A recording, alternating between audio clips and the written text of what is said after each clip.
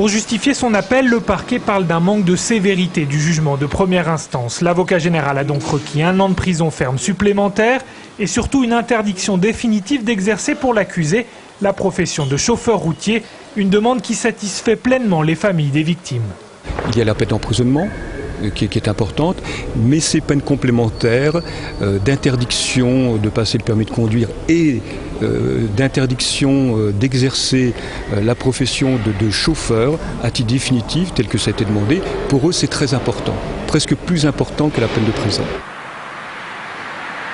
De son côté, l'accusé reconnaît les faits et assume sa part de responsabilité. Son avocate note néanmoins le sentiment de malaise qui entoure cette affaire. Son client a été jugé en comparution immédiate seulement 2 jours après l'accident.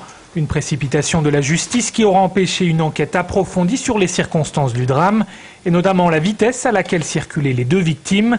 Un malaise qui s'explique selon l'avocate par la profession de ces dernières. Toutes 2 étaient en effet agents de la police nationale. Je pense que c'était 2 policiers, que c'était gênant s'ils roulaient à une vitesse excessive. Ça aurait été 2 citoyens comme vous et moi.